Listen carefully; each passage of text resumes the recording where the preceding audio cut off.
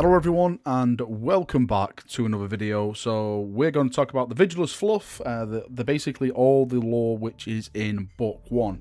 This is all thanks to a chap called Lord Marshal over in Bolter and Chainsword. There's a link to his post over on that site. Please go and check it out, give him a like, go and tell him he's awesome, because without him none of this video would be possible. So let's start with the population on Vigilus. There are several massive hive sprawls on Vigilus. Vigilus itself is a wasteland of a planet. There's no water on there or anything like that. The wasteland is kind of like the dead area. If you go there, you're gonna die. There's winds, it rips you apart within seconds if you don't have protective gear, all that nasty kind of grim dark stuff you would expect on a 40k planet. The hives themselves all help each other out, and what I mean by that is that one hive will make the water, one hive will make the food, one hive will make the side shields that protect all the other hives and stuff like that, and they all give all these resources to each other, swap it around, make sure, you know, it's all spread out and stuff like that.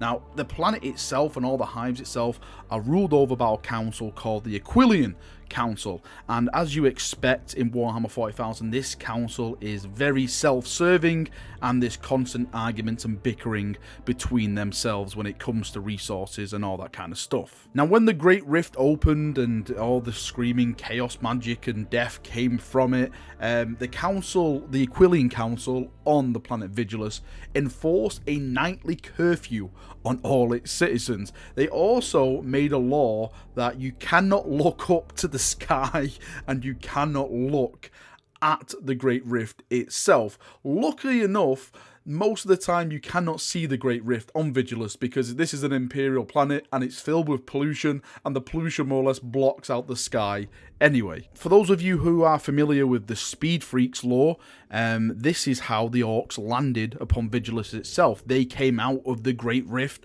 and Vigilus was the first planet they encountered, and that's where, you know, the Speed Freaks game is all set up, and they're basically driving around causing mayhem, being orcs. Now, as the Great Rift grows larger, it starts to mess with the side shields that are protecting the hive sprawls.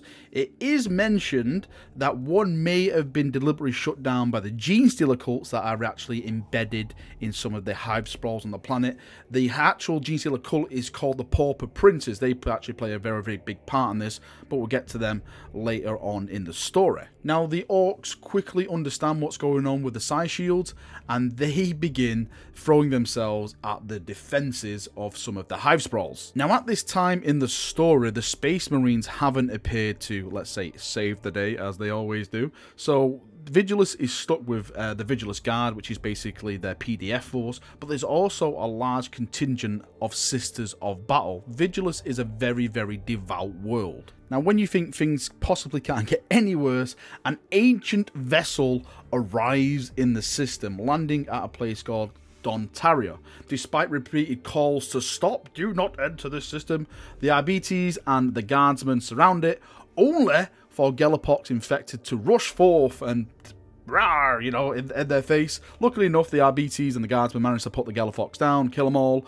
but then a small force of Death Guard reveal themselves and overwhelm the defenders. Poor guardsmen, poor guardsmen. They thought they won, and then they all die.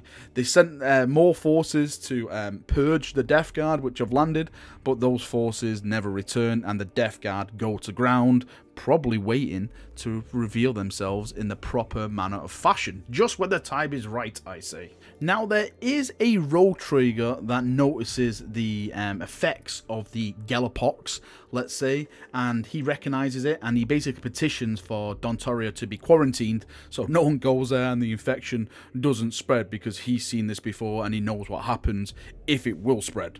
Now, the Space Marines arrive in the story. Lucky enough for Vigilus, the Iron Hands, the Brazen Claws, and the Space Wolves were already en route to Vigilus before the Great Rift spawned and cut everyone off and stuff like that. So they were the first chapters to actually arrive on the planet. Now, in typical Space Marine fashion, they do not even bother with the Aquilian Council, though the Council's too much bickering with itself. They're very, very defensive of the Space Marines arriving. The Space Marines of the Iron Hands, Brazen Claws, and Space Wolves just coordinate between themselves and start pushing the enemy forces back. But as they're pushing the forces back, they realise that they don't really have the numbers to keep it under control. While they were on the way to Vigilus, they encountered many Chaos forces because of the Great Rift, so they send a request for more aid, for more chapters to come to Vigilus to help out, and a dozen chapters answer the call after being informed on how important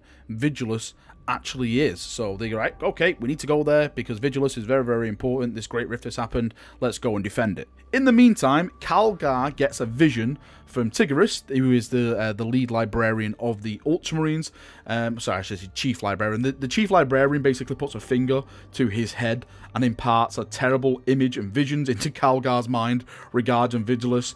Calgar, being Calgar, vows to not let Vigilus fall. Calgar's fleet includes many Indominus chapters. They basically struggle to get through the warp because of the Great Rift and all that kind of stuff that happens. A great many librarians go mad, die, or else manifest demonic mutations for their efforts to try and like guard the fleet through the Great Rift and stuff like that.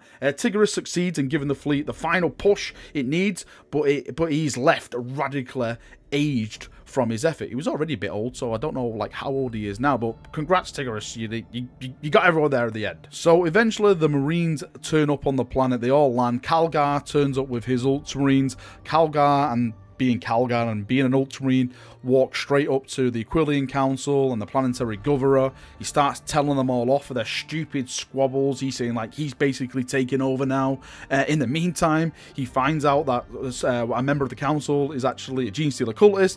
A fight breaks out as he's like going to get him, and it's more staff of Genestealer cultists. They kill all the Genestealer cultists, and then they basically take away those who he does not see fit for their positions. Only a select handful chosen by Calgar retain their positions. The Aquilian Council is no more, and something called the Vigilus Senate takes its place. Now we return to Dontario, where, as I mentioned before, the Gellerplox landed with the Death Guard and stuff, and the Necropolis Hawks are actually fighting the Gellerplox. This is a new chapter. I think one of the Citadel design team made this chapter. They're really, really cool. They've got like this like dark, like midnight blue and like white and stuff. They're really, really awesome. You should check them out. The Crimson Fist and the Iron Hands are also there, attempted to quarantine the place as well. At another hive sprawl, the Imperial Guard are fighting well, but are even more driven with the arrival of the Imperial Fist and Freeblade Knight. It is a scrap war because of the Orcs that prove the only real threat to their combined forces. The Imperial Fist captain recognizes the death wish of the Freeblades and he basically says, right, no, don't go out there, don't go and attack them, we need you in, you know, this and this plan.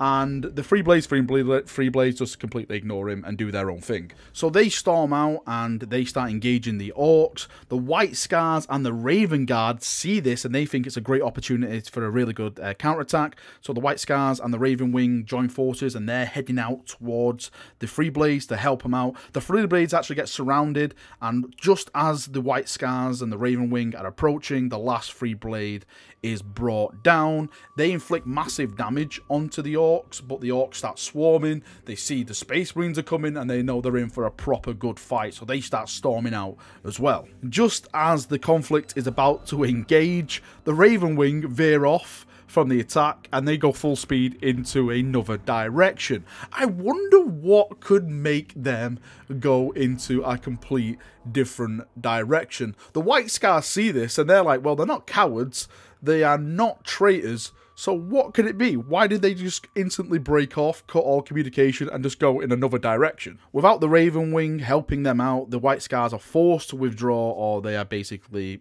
have a risk of being overwhelmed and completely destroyed, so they just fall back as well. Calgar is basically like the big strategist now. He's like, you know, sending forces here. He's like at the head of the table, making sure all the stuff is important, what's protected and stuff like that. He actually concedes one of the places called Durkan to its attackers. The defenders are allowed to evacuate the capital, basically damning tens of millions of civilians due to the risk of Genestealer cult infiltration, which is a really big thing when you think about it for the Ultramarines, because they're like the most Space Marines. You'd think like, you know, they'd put civilians at all costs, especially Calgar, who is like peak Space Marine, but he doesn't. He sees like the sacrifice has to be made, and he basically kills like, well, in his actions he kills like tens of millions of Imperial citizens. And this is not the only act of killing loyal Imperial citizens. Dontaria has its Promethean pipelines around it ignited to create a firewall at Calgar's orders, damning thousands of healthy civilians to a horrible death, but containing the Gellerpox. In all this, the Crimson Fist actually opened fire on refugees because the refugees start throwing rocks at them, like, yo, why are you not helping us? And the Crimson Fist just basically blast them out of oblivion.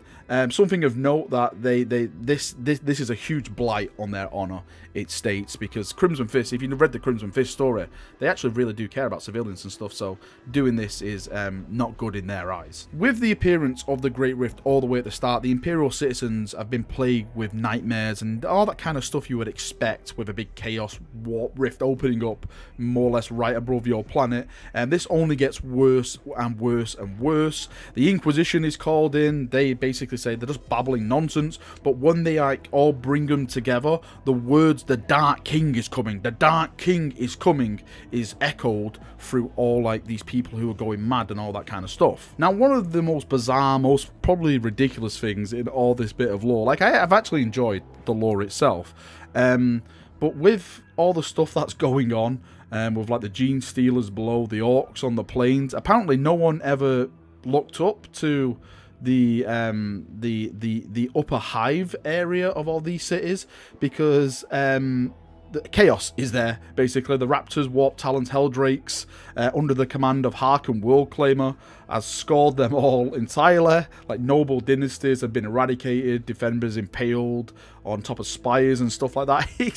I don't know, it's just kind of funny that did no one ever look up? Like, I know there was an order not to look up, but that was for the Imperial citizens, not for the actual Space Marines or Calgar, you know, these brilliantly tactical-minded commanders. Did no one ever look up and see a Helldrake burning thousands and thousands of people? I found it a bit odd, but anyway, Harken basically does his Harken thing and says the world's gonna fall in 80 days, chaos is coming, this planet is for Abaddon, yada yada yada. That's basically it with the summary of the lore in Book 1. It's a really, really fun book. I've basically just gone over some of the basic stuff thanks to Lord Marshal over on Bolt and Chainsword.